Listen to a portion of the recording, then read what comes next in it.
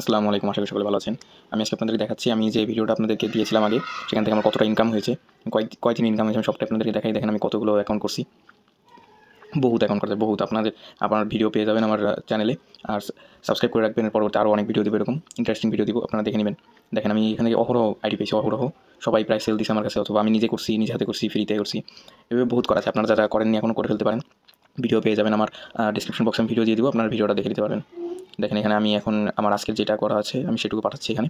দেখেন মোট আমার কত ডলার হয়, সম্পূর্ণ ভিডিওটা দেখেন, তাহলে বুঝতে পারবেন যে আমার লাস্ট কয়েকদিনে কত ইনকাম হয়েছে এবং আজকে কত ইনকাম হয়েছে।